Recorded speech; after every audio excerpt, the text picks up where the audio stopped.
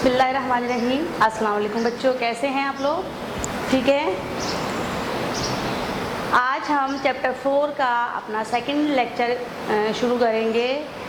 और last time हमने हुकूक और अल्लाह के हुकूक से मुताल्लिक जो है वो डिस्कस किया था, और ये कि अगर अल्लाह के हुकूक हम अदा करते हैं तो उस सूरत में अल्लाह ताला हम पर बेशुमार इनामात जो है वो करता है। और फिर हमने ये भी पढ़ा कि अल्लाह ताला के हुकूक अदा करने का तरीक़ा क्या है कि अल्लाह ताला का शुक्र अदा किया जाए, उसकी हर नेमत पर शुक्र अदा किया जाए। और अल्लाह का शुक्र अदा करने के बहुत सारे तरीक़ों में से एक सबसे जो बेहतर तरीक़ा है वो है अल्लाह ताला की खूब इबादत की जाए, उसकी पाकी बयान की जाए, उसकी बड़ाई बयान की जाए, उसकी अज़मत बयान की जाए। ठीक है बच्चों। और आज जो है हम जो अल्लाह ताला के हुकूक हम पर हैं, अब हम उनको पढ़ेंगे एक एक करके। तो आज जो है हम स्टार्ट करते हैं अपनी क्लास। ठीक है। अल्लाह ताला के हुकूक, पेज नंबर 19 आप खोल लीजिए। अल्लाह ताला के जो हुकूक हैं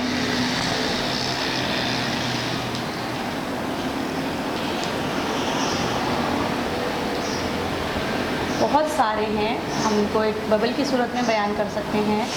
पहला जो हुकूक है वो है तौहीद। ठीक है। इसके अलावा दूसरा जो हक़ है वो है इबादत।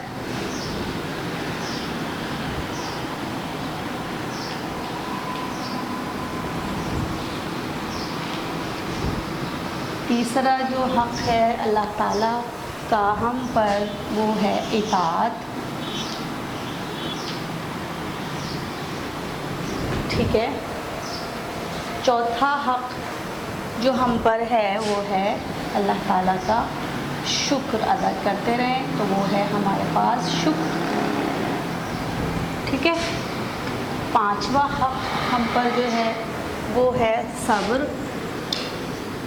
और छठा जो है वो है तवक्कुल।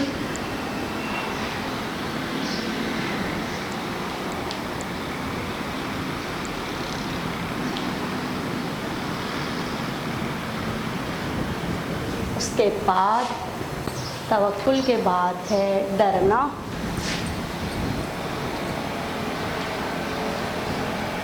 ठीक है। ये सारे आपको एक साथ बता दिए हैं। और फिर नेक्स्ट है आखिरी, हमारे पास बहुत सारे हैं लेकिन हम उनमें से सिर्फ चंद का जिक्र करेंगे आपकी बुक में।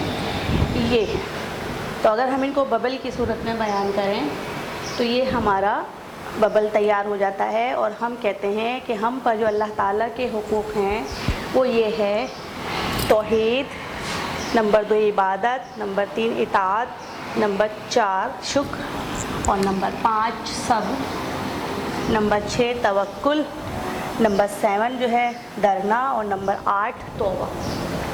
ठीक है। सब बच्चे इसको बबल को आप एक कॉपी कर लें जल्दी से। उसके बाद जो है अब हम इनको फ़र्दन यानी कि 1 बाय 1 जो है इसको डिस्कस करेंगे। ठीक है। तो हमारा आज का जो टॉपिक है वो है तौहीद। ठीक है।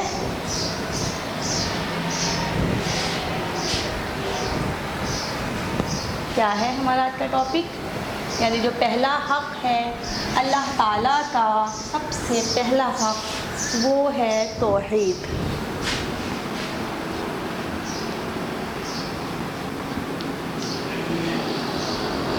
हम इसको जो है बुक से आप देखें और मैं पढ़ती रहूँगी, साथ साथ मेन पॉइंट्स हम बोर्ड पर लिखते जाएंगे और बाकी चीज़ आपको समझाते रहेंगे। ठीक है।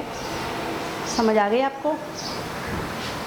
तो देखिए, कुरान और हदीस में जगह जगह अल्लाह ताला के बंदों पर हुकूक का ज़िक्र है। इनमें से चंद बड़े हुकूक ये हैं। नंबर 1 तौहीद।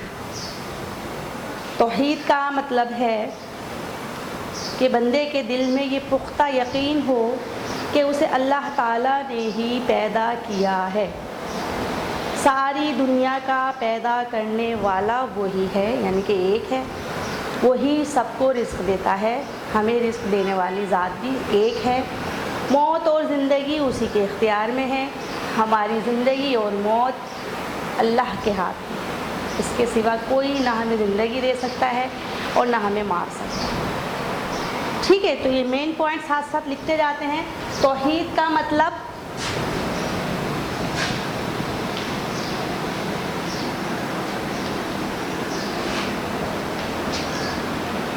ان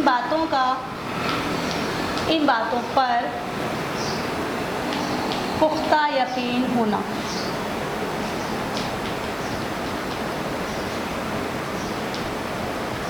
کہ اب کون کون سی باتیں ہیں؟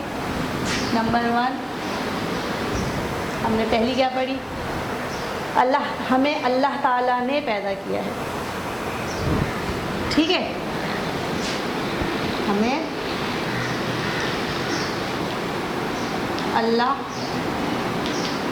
تعالیٰ نے ہی پیدا کیا ہے، ٹھیک ہے بچوں۔ دوسری بات جس کا یقین ہونا چاہیے، ساری دنیا کا پیدا کرنے والا بھی جو ہے کون ہے؟ اللہ تعالیٰ۔ ساری دنیا کا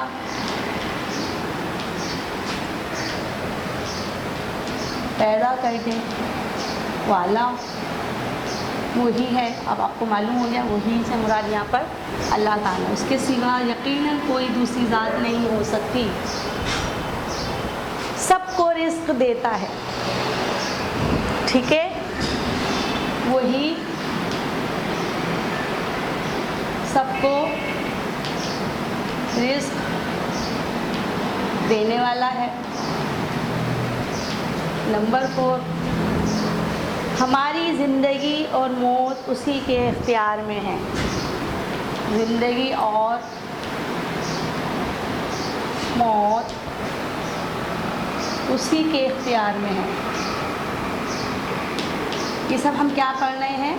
توحید کا مطلب پڑھ رہے ہیں کہ ان باتوں پر ہمارا مکمل یقین ہونا چاہیے، تبھی جو ہے ہم اللہ کے حقوق میں سے ایک حق ادا کر پائیں گے، توحید کا حق، کہ اللہ کو وحدہ لا شریک سمجھا جائے، اس کو مانا جائے کہ اس دنیا کو چلانے والی ذات صرف اور صرف اللہ کی ذات ہے اور اس کے علاوہ کوئی دوسری ذات نہیں ہے جو اس نظام کائنات کو چلا سکے۔ ہمیں پیدا کرنے والا وہی ہے، ہمیں رزق دینے والا وہی ہے، ہمیں زندہ کرنے والا مارنے والا وہی ہے، ہر چیز کا وہی مالک ہے۔ نمبر 5 وہی ہر چیز کا مالک ہے، ٹھیک ہے۔ نیکسٹ دیکھیں آپ، کوئی چیز بھی اس کی قدرت سے باہر نہیں، ٹھیک ہے، کوئی چیز اس کی قدرت سے باہر نہیں۔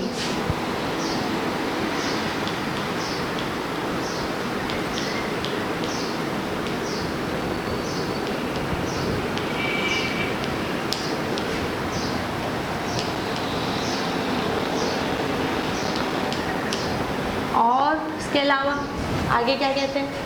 عزت اور ذلت اسی کے ہاتھ میں ہے، عزت اور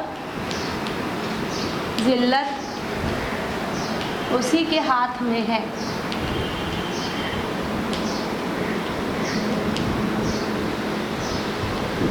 اور وہ ہر چیز کو جانتا اور ہر بات کو سنتا ہے، وہ ہر چیز کو جانتا اور ہر بات کو سنتا ہے۔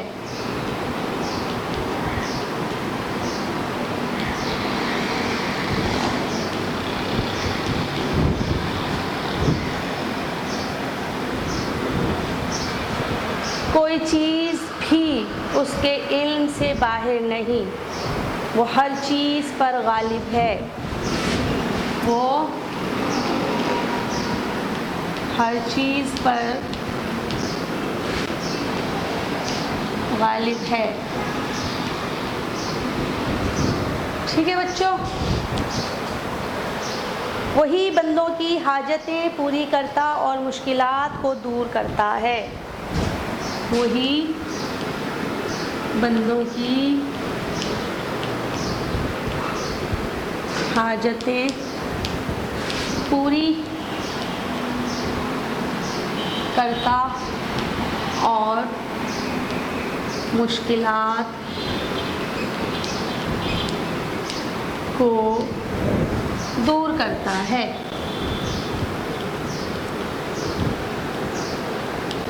ٹھیک ہے بچوں، سمجھ میں آ رہا ہے آپ لوگوں کو کہ ہم کیا پڑھ رہے ہیں؟ ہم یہ پڑھ رہے ہیں کہ وہ کون سی باتیں ہیں جو توحید کے زمرے میں آتی ہیں، یعنی کن باتوں پر ہمارا پختہ یقین ہو کہ ہم جو ہے اللہ تعالیٰ کا حق یعنی توحید کو ادا کر سکیں۔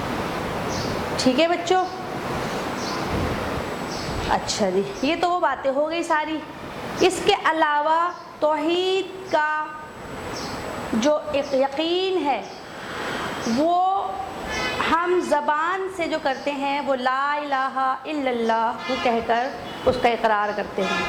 ٹھیک ہے، زبان سے جو اقرار ہوتا ہے توحید کا، وہ لا الہ الا اللہ کے ذریعے ہوتا ہے۔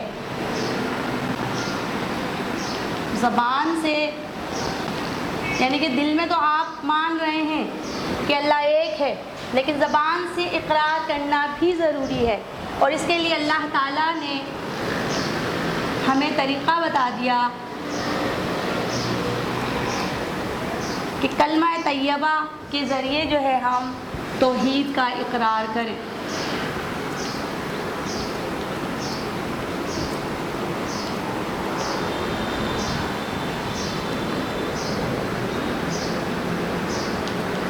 کہہ کر کرتے ہیں۔ ٹھیک ہے، یہ بات سمجھ میں آ گئی آپ کو اچھی طرح سے؟ اور دل سے توحید پر، دل سے اگلا پیج ہم نے سٹارٹ کر دیا 20 پیج نمبر 20۔ توحید پر دل سے یقین رکھنا اور زبان سے اقرار کرنا بندے پر اللہ کا سب سے بڑا حق ہے۔ ٹھیک ہے، تو توحید پر دل سے یقین رکھنا اور زبان سے اقرار کرنا، یہ ہم پر یعنی ہم بندوں پر اللہ تعالیٰ کا سب سے بڑا حق ہے۔ اب آپ دیکھیں توحید کے بارے میں آپ کو بھی سمجھ میں آ گیا، تو اب جو ہے ہمیں ہر وقت ہر لمحہ اپنے عمل کے ذریعے، اپنے دل میں، اپنی زبان کے ذریعے اس بات کا اقرار کرنا ہے کہ ہمیں پیدا کرنے والی ذات صرف اور صرف اللہ تعالیٰ کی ہے، وہ ہر چیز پر قادر ہے، ہر چیز کا مالک ہے، اور ہم سب کو پیدا کرنے والا بھی وہی ہے۔ تو پھر ہم جو ہے ہم پر یہ اللہ کا سب سے بڑا حق ہے، اور ہم جو ہے اللہ کے اس حق کو ادا کرنے کے قابل ہوتے ہیں، اور تبھی ہمارا ایمان بھی مکمل ہوتا ہے۔ اسی لیے مسلمان ہونے کے لیے پہلی شرط یہی رکھی گئی کہ وہ کلمہ طیبہ پڑھے اور اس بات کا اقرار کرے زبان سے کہ اللہ کے سوا کوئی معبود نہیں، اور دل سے پھر مومن جو ہے اپنے ہر عمل کے ذریعے اس بات کو ظاہر کرتا ہے، اس بات کو جو ہے وہ بیان کرتا ہے، بتاتا ہے کہ میں اللہ کو اپنا معبود مانتا ہوں۔ وہ کسی کے سامنے نہیں جھکتا، وہ صرف اللہ کے سامنے جھکتا ہے، اپنی ہر حاجت اللہ کے سامنے پیش کرتا ہے، کیونکہ وہ جانتا ہے کہ اللہ ہی ہے جو اس کی حاجت کو پوری کرے گا، اس کی مشکلات کو دور کرے گا۔ ٹھیک ہے بچوں، آگے دیکھیے، توحید کا مقابل شرک ہے، یعنی کہ توحید کا جو الٹ ہے وہ کیا ہے؟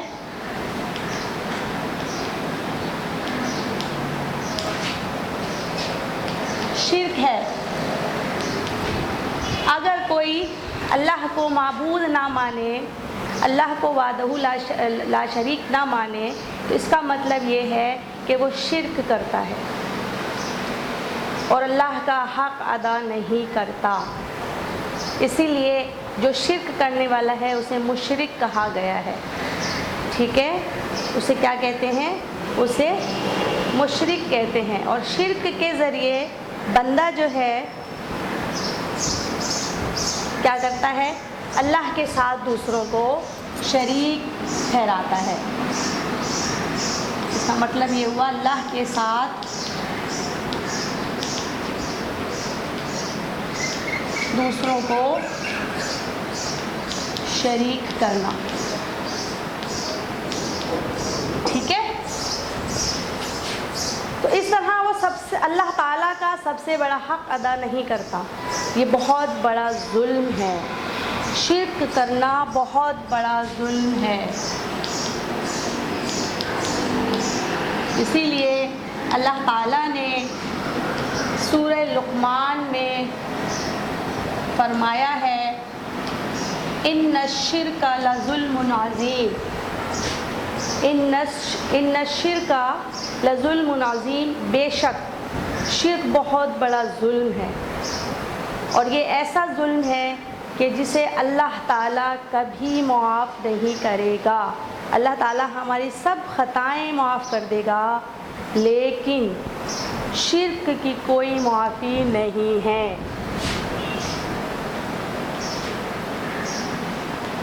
شرک جو ہے ایسا گناہ ہے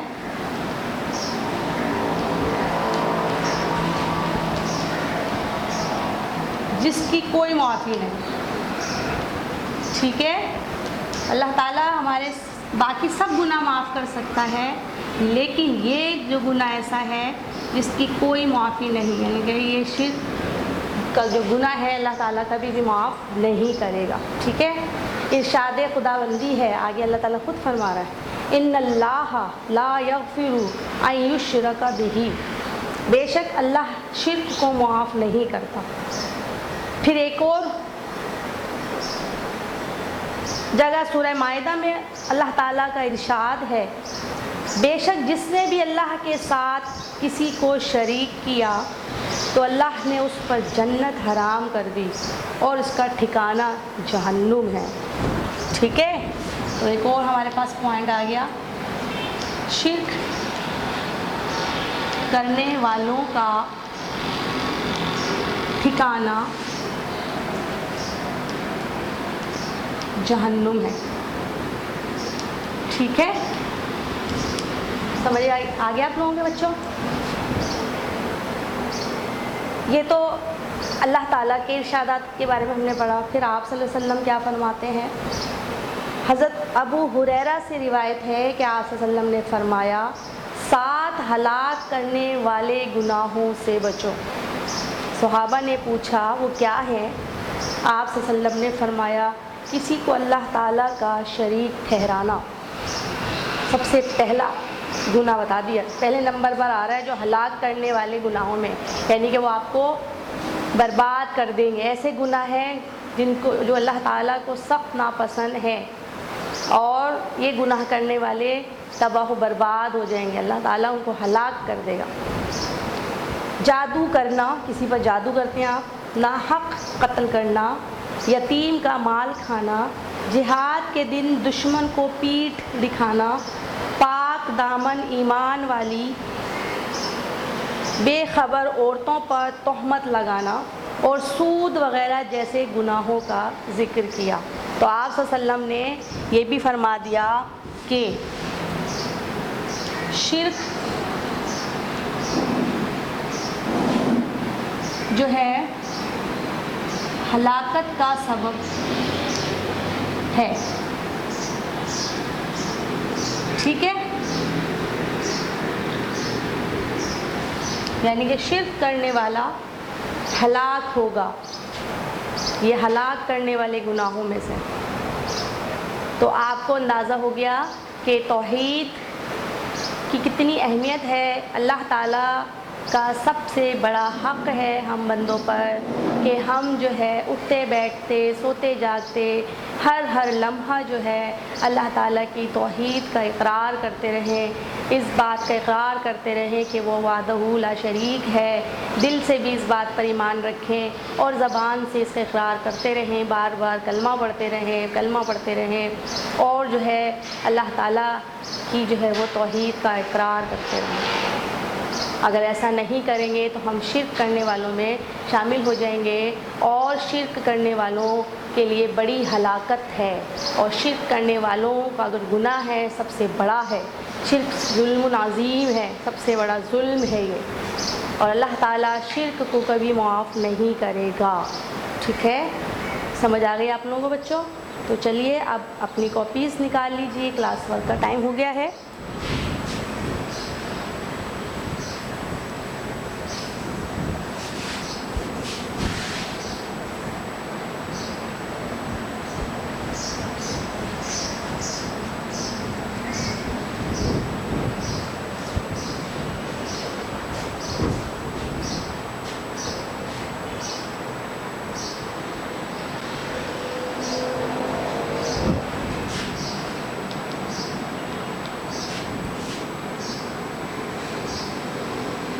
دو خالی جگہ نکال لیجیے اس میں سے، بلکہ 3 نکال لیجیے، ٹھیک ہے؟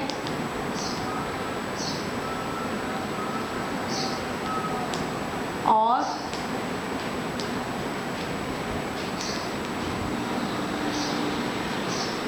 تین جو ہے MCQs نکالنا آپ نے، ٹھیک ہے بچوں؟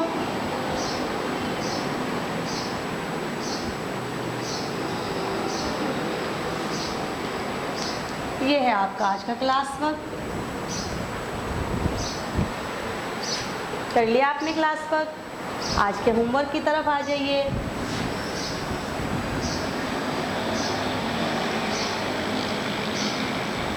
کوشچن نمبر 1 ہے آپ کا، توحید سے کیا مراد ہے؟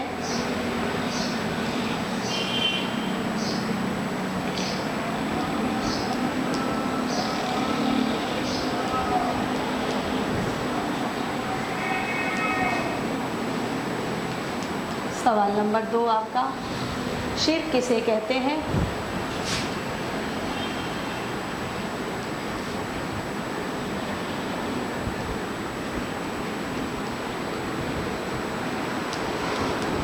اور آج کا سوال نمبر 3، آج کا سوال نمبر 3 ہے، شرک کرنا کیوں بہت بڑا ظلم ہے؟ شرک کرنا کیوں بہت بڑا ظلم ہے؟